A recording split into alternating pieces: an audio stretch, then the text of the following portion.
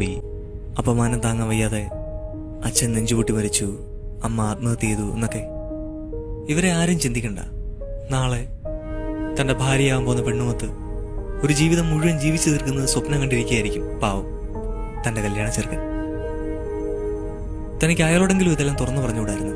ഒരുപക്ഷെ അയാൾ അറിഞ്ഞിരുന്നെങ്കിൽ ഇത് കല്യാണം വരെ എത്തില്ലായിരുന്നല്ലോ. ഞാൻ അത്രയ്ക്കൊന്നും ചിന്തിച്ചില്ല.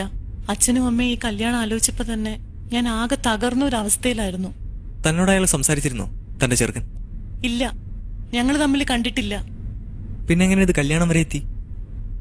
അയാള് ദുബായിലാ വർക്ക് ചെയ്യുന്നത്. കല്യാണം ആലോചിച്ചതും ഉറപ്പിച്ചതും ഒക്കെ അയാളുടെ പേരൻസും റിലേറ്റീവ്സും കൂടിയാ. എന്റെ ഫോട്ടോ അയാൾ കണ്ടു, ഇഷ്ടപ്പെട്ടു, ഉറപ്പിച്ചു. തനിക്ക് എത്ര മണിക്കാ ട്രെയിൻ? 3 മണിക്ക്. ആ, സമയമുണ്ടല്ലോ. നമുക്കൊരോ സുലൈമാന് കഴിച്ചാലോ? തന്നോട് ഞാനിപ്പോ പറഞ്ഞതെല്ലാം ഞാൻ അനുഭവിച്ചിട്ടുള്ളതാ. ഞാനും എൻ്റെ അമ്മയും അച്ഛനും എല്ലാവരും ഒരുപാട് സ്നേഹിച്ച ഒരനിയത്തി ഉണ്ടായിരുന്നു എനിക്ക്.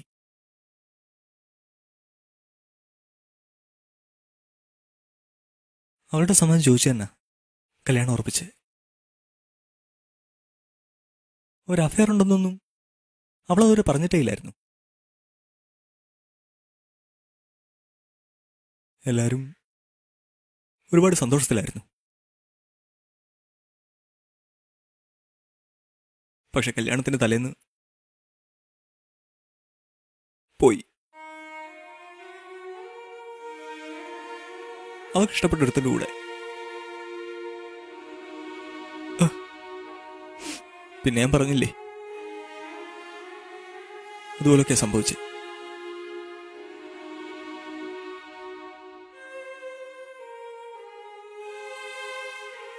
എന്റെ അച്ഛൻ വളരെ സെൻസിറ്റീവ് ആയിരുന്നു.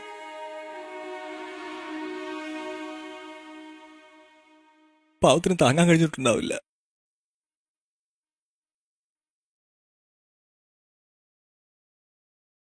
നെഞ്ചു പൊട്ടിയാ മരിച്ചത്.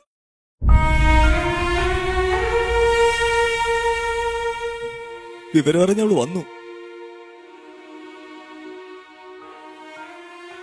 ബന്ധുക്കളും നാട്ടുകാരും ഒക്കെ അവളെ കുറ്റപ്പെടുത്തി. എന്റെ അമ്മയ്ക്കും എനിക്കും അതിന് കഴിഞ്ഞില്ല.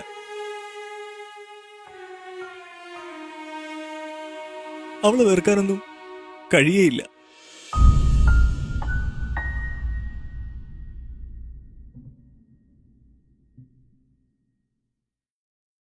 താൻ പോകുന്നോടെ തന്റെ അനിയത്തിയുടെ ഭാവി അതിൻ്റെ ഒരു തീരുമാനത്തിലാവും. അപമാനം താങ്ങാൻ വയ്യാതെ എൻ്റെ അച്ഛനുണ്ടായ ദുരന്തം തൻ്റെ അച്ഛനും അമ്മയ്ക്കും ഉണ്ടാകാതിരിക്കട്ടെ.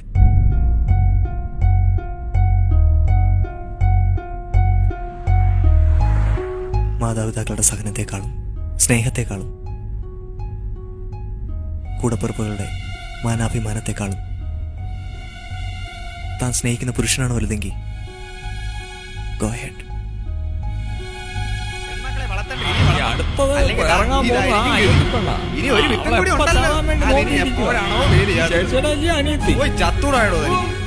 വണ്ടി നിർത്ത്, വണ്ടി നിർത്താൻ.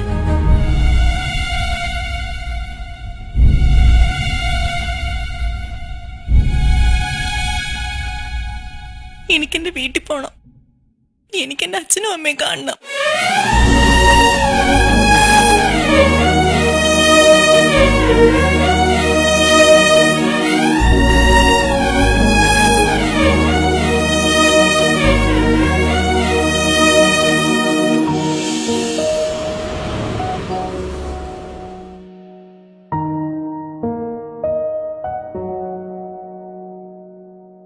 എക്സ്ട്രാ ചാർജ് തരണം കേട്ടോ ഇതുവരെ കൊണ്ടുവിട്ടേന്. ഞാൻ പോട്ടെ. തന്റെ പേര് പറഞ്ഞില്ല. Sita. Wish you happy married life Sita. Thank you. ഇതാ എന്റെ കാർഡ്. കല്യാണം കഴിഞ്ഞ് രണ്ടുപേരും കൂടി വിളിക്കണം. പോട്ടെ. കുറച്ചുകൂടെ മേലോട്ട് കേട്ടിക്കട്ടെ. ആ സരിച്ച് നീ ഇതുവരെ എവിടെ പോയിക്കുമായിരുന്നു? വരുന്നവരല്ല നീ എവിടെ ചോദിക്കുക. പോയി കുളിച്ച് ഫ്രഷ് ആയിട്ട് വാ. താനത് അവിടെ എന്തോ ചെയ്യുവാ? ഞാൻ അങ്ങോട്ട് വരാം, നിക്ക്. ആഹാ, കല്യാണപ്പെണ്ണ് വന്നല്ലോ. എല്ലാരും അകത്തുണ്ട്, ചെല്ല്.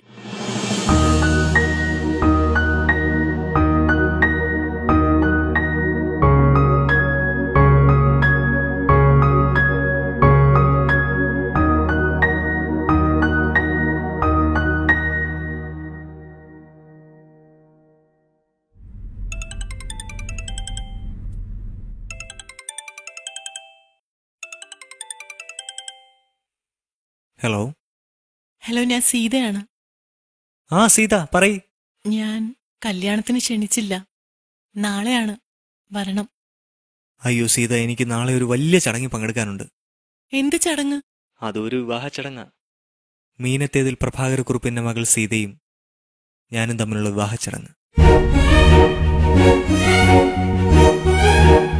ഞാനൊരു ഫോട്ടോ അയച്ചിരുന്നു.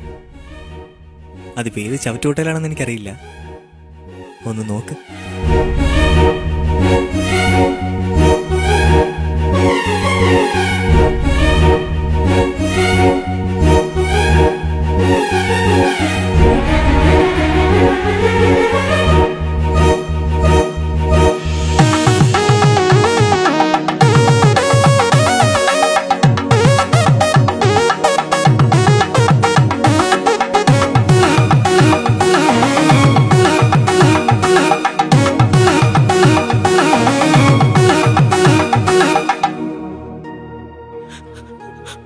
ഹലോ. ചെറുക്കനെ ഇഷ്ടപ്പെട്ടോ? നടന്നതെല്ലാം നമ്മൾ മാത്രം അറിഞ്ഞാൽ മതി. രവിയെക്കുറിച്ചൊരു ടെൻഷൻ അടിക്കണ്ട, അത് ഞാൻ നോക്കിക്കോളാം. താനിപ്പോ ആ വീട്ടിലേക്ക് തിരിച്ചു വരാൻ കാരണം ഞാനല്ല. ഞാൻ ചില കാര്യങ്ങൾ പറഞ്ഞതേ ഉള്ളൂ. പക്ഷെ അതൊക്കെ മനസ്സിലാക്കാനും ചെയ്ത തെറ്റ് തിരിച്ചറിയാനും തനിക്ക് കഴിഞ്ഞത് പരിശുദ്ധവും സത്യസന്ധവുമായൊരു മനസ്സ് തനിക്കുള്ളതുകൊണ്ടാണ്. അത് ഞാൻ കാണാതെ പോയാ ശരിയാവില്ല. ഞാനൊരു ഇടുങ്ങിയ ചിന്താഗതിക്കാരനൊന്നും അല്ലടോ. വെക്കട്ടെ. See you tomorrow. ബൈ.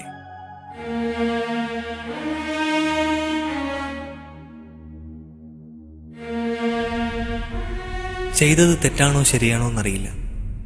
പക്ഷെ ഒന്നറിയാം, നൊന്തു പ്രസവിച്ച മാതാപിതാക്കളെ ദുഃഖിപ്പിക്കുന്ന ഏത് ശരികളും എനിക്ക് തെറ്റുകളാണ്. അവരെ സന്തോഷിപ്പിക്കുന്ന ഏത് തെറ്റുകളും എനിക്ക് ശരികളാണ്.